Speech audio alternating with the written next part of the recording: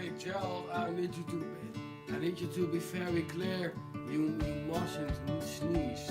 If you sneeze 5 times, I will die. Don't sneeze, Gerald. Gerald, no!